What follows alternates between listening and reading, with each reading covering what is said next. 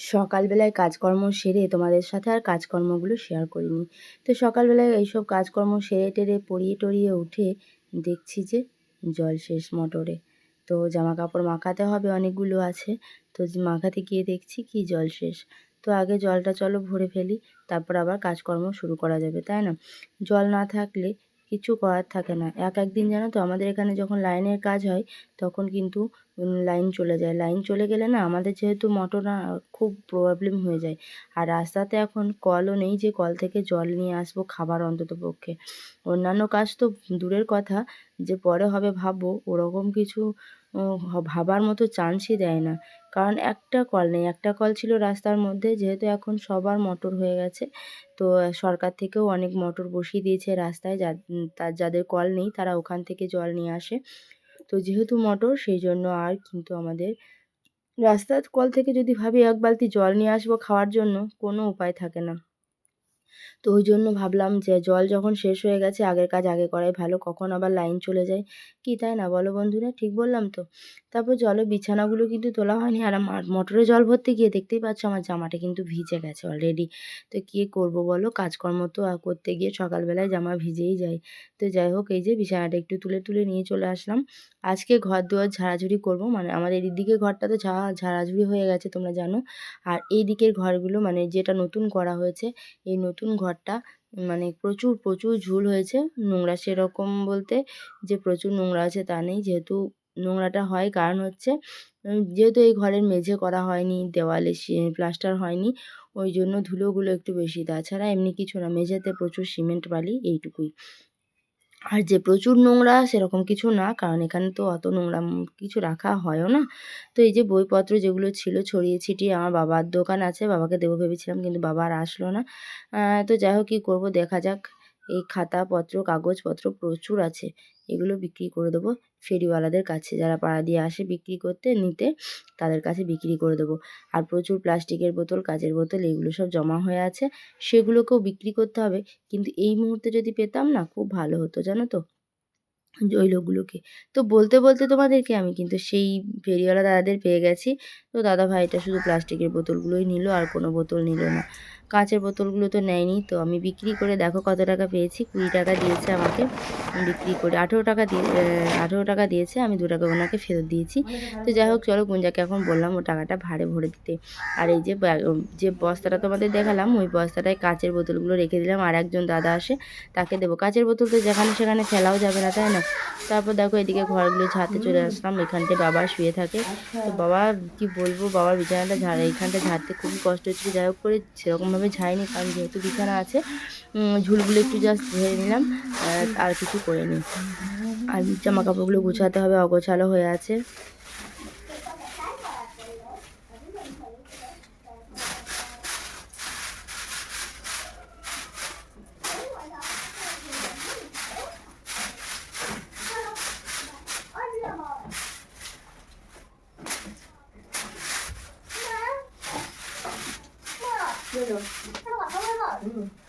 আমি যাই না কোনো স্কুল, বাবা শরীর খারাপ দিন আমার না কিছু হবে না, একটু বন্ধু করতে দাও, কোনো কিছু হবে না। বন্ধু খারাপ কাজ হলে হবে না, সেদিন বন্ধু সাথে ছিলিস সেদিন আমার কাছে কোনো বন্ধু ছিল না, আমার খাবার খাইবার পেতে লাগলো না। হ্যাঁ এটা কোনো হয় নাকি জানা ছিল না তো? বন্ধু থাকলে আমি একটু ফ্রি থাকবো, বন্ধু থাকলে পেটে লাগলে এটা। তো আমার ঘরটা কিন্তু অলরেডি ঝাড়াঝুড়ি হয়ে গেছে। তাহলে একটুখানি ঝাড় দিয়ে নিয়ে দেখতেই পাচ্ছ ধুলো উঠছে, কারণ হচ্ছে আমাদের ঘরের মেঝে করা নেই। যে সিমেন্ট পাথর বালি দিয়ে ঢালাই করা আছে, ওই ঢালাই করা আছে। ঢালাইয়ের উপরে যদি একটু সিমেন্টের গোলা ঢেলে দেওয়া হতো সেই সময়, তাহলে এত পরিমাণে ধুলোটা হতো না গো। আমাদের তখন মাথাতে আসেনি কথাটা। তো যাই হোক, ভেবেছিলাম হয়তো করে নেব, কিন্তু এতটাই মানে অর্থের দরকার এগুলো করার জন্য। একটা ঘর করে বুঝতে পারছি যে কী অবস্থা হয়। সেই ঘরের টাকা শোধ করতে করতেই আমাদের জীবন শেষ হয়ে যাচ্ছে। জানি না কতকালে শেষ হবে ঘরের টাকা। লোন করে ঘর করা যে কত কষ্টকর, নিজের হাতে পুঁজি না থাকলে। সত্যিই তাই, কি বলবো তোমাদের। যাই হোক না কেন, চলো তারপর রান্নাবান্নার দিকে চলে আসলাম। ভাবলাম একটু রান্না বসিয়ে দিই, আর আমি এদিকে ঘর ঝাড়বো, কারণ ঘর ঝাড়তে প্রচুর টাইম লেগে যাবে। এখনও চালাগুলো আছে ঝাড়বো, অনেক অনেক কাজ আছে, তারপর মাখানো আছে, অনেকটা লেট হয়ে যাবে। তো রান্নাটা এদিকে বসিয়ে দিই, তারপর এদিকে ঝাড়বো। চলো আজকে হচ্ছে ডিম ভেঙে তরকারি বানাবো। আজকে সেরকম কিছু রান্না করবো না, আর উচ্ছে আলু সিদ্ধ, যেহেতু ঘরটা ঝাড়াঝাড়ি করছি। আর এদিকে দেখো আমি পটল দিয়ে, পেঁপে দিয়ে, টমেটো দিয়ে একটু তরকারিটা সিদ্ধ হতে দিই, লাস্টে ডিমটা দেবো। তো এরপর এখন আমি খাওয়া দাওয়া করবো। চলো, আমার খাবার হচ্ছে আলু ভেজেছি, আলুটা একটু রস রস করে হালকা করে ভেজেছি, আর রুটি, এই রুটি খাবো এখন আমি। এখন আমি খাচ্ছি হচ্ছে আলু ভাজা আর রুটি। তোমাদের কার কার পছন্দ অবশ্যই একটু জানাবে আমাকে। এটা হচ্ছে কালকে রুটি ছিল, কালকে অ্যাকচুয়ালি ভাতের চালটা একটু বেশি দিয়ে ফেলেছিলাম, তো বেশি দেওয়ার কারণে রুটিগুলো বেঁচে গেছে। তো কী করবো, ফেলে দেবো মা লক্ষ্মী, তো ওই জন্য ভাবলাম খেয়ে ফেলি। চলো আলু ভাজা দিয়ে, এখন ওর জন্য আলু ভাজা দিয়েই খাচ্ছে। আর হাতটা যেহেতু সাবান টাবান দিয়ে ভালো করে ধুয়েছি, রান্নাটা একটু বসিয়ে দিলাম, কারণ দেখছি যে একদিকে রান্নাও হবে, আমি যদি বসিয়ে দিই আর ওদিকে আমার ঘর পরিষ্কার করাটাও হবে, একটু টাইম লাগবে ধরো রান্না ঘরটা পরিষ্কার করতে। ওই জন্য এই সিস্টেমটা করলাম, রান্নাটা এদিকে সিদ্ধ হবে আর আমি ওদিকে ঘরটা আবার পরিষ্কার করতে পারবো। তারপর কাচাকুচি আছে, অনেক কাজ আছে, বুঝলি তো। আর গুঞ্জাকে তো স্কুলে পাঠিয়ে দিলাম, কালকে ওদের স্কুলটা ছুটি ছিল, আজকে টিচার্স ডে উপলক্ষে আজকে পালন করবে ওদের স্কুলে, আজকে টিচার্স ডে পালন হবে। তো ওই জন্য ওর শরীরটাও খুব একটা ভালো নেই, তাও মানে আনন্দ সহকারে আর কি যাবো করছে, যেহেতু স্কুলে টিচার্স ডে, কেক কাটা হবে, অনুষ্ঠান প্রোগ্রাম হবে, ওইসব দেখার জন্য। বাচ্চারা একটু বাইরে থাকলে, স্কুলে থাকলে, বন্ধুবান্ধবদের সঙ্গে থাকলে ওর না মনটা একটু ফ্রি হবে। তো ওদিকে রান্না হচ্ছে, আমি খাওয়া দাওয়া করে নিই, তারপর আবার দেখা হচ্ছে তোমাদের সাথে। আর হয়ে এসছে, বেশি দেরি নেই। দেখো বাথরুম ঘরটা করে ফেলেছি, তোমাদের একটুখানি দেখিয়ে দিই। বাথরুম ঘরটা এমন অবস্থা হয়েছিল, গুছিয়ে গেছে। এদিকগুলো উনানে রান্না করার জন্য মানে ঘুঁটে আছে, কাঠ আছে, এসব আছে এখানটায় সাইডে। আর এইগুলো দেখতেই পাচ্ছ, এটা হচ্ছে গুঞ্জার খেলনা বস্তাত আছে। আর এই পেটিটা যেটাতে টেন্ট হাউস এসেছিলো ওটা রেখে দিয়েছি। তো বাথরুমটা এখন অনেকটাই ঝরঝরে লাগছে, তাই না? তো চলো, এখন বর্তমানে এই পোর্শনটুকু পড়ে আছে নোংরা হয়ে, আর ঘরগুলো সব ঝাড় দিয়ে সব পরিষ্কার করে দিয়েছি, ঝেড়ে ঝুড়ে নিয়েছি, সব কিছু করে নিয়েছি, একদম পরিষ্কার ফিটফাট করে দিয়েছি। দেখো, দেখলেই বুঝতে পারবে যে হ্যাঁ পরিষ্কার হয়ে গেছে। তো ঝাড়াঝুড়ি কিন্তু সব কিছু আমার কমপ্লিট হয়ে গেছে, ঝাড় দেওয়াও হয়ে গেছে।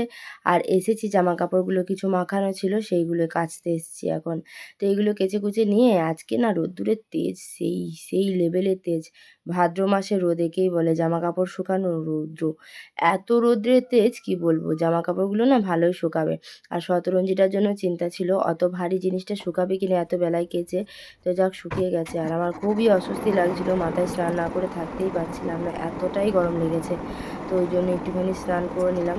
আজকে কিন্তু শ্যাম্পু করিনি, শুধু স্নান করেছি। কালকে শ্যাম্পু করবো, কারণ মাথাতে ঢাকা ছিল, তারপরেও কেমন একটা অস্বস্তি লাগে। বাট আমি স্নান করে থাকতে পারলাম না আজকে। কালকে আবার শ্যাম্পু করে নেব। আজকে প্রচুর আরাম পড়লো, বিশ্বাস করো, মাথায় স্নান করে যে কী আরাম, সত্যি। মানে গরমের মধ্যে থেকে উঠে এসে মাথায় স্নান, এতটা স্বস্তি বোধ করলাম কি বলবো। তারপর লাইভে গেলাম, ফেসবুকে লাইভ করি আমি, তো ফেসবুক চ্যানেল আছে। তো ঘুম টিমিয়ে উঠে, এই যে ঘুম থেকে উঠে আমি একটু ঝাঁট দিয়ে নিচ্ছি। আর বাসনগুলো একটু তার আগে জল দিয়ে ভিজিয়ে দিলাম, কারণ বাসনগুলো ধরো শুকিয়ে যায়। আমি খেয়ে দিয়ে না খুব একটা বাসন মাজি না, তার কারণ খেয়ে দিয়ে আমার প্রচুর কষ্ট হয় মাজতে, এই জন্য মাজি না। দিয়ে এই যে ঝাঁটটা দিয়ে নিয়ে তারপরে জামা কাপড়গুলো ছাদে থেকে তুলে আনবো। তার আগে বাসনগুলো মেজে ফেলি। চলো, তো বাসন মাজতে মাজতে ভাবছি যে যদি বৃষ্টি আসে, একটু আবহাওয়াটা কেমন কেমন করছে, তো খুব তাড়াতাড়ি করে যাই হোক করে বাসনগুলো একটু মেজে নিলাম।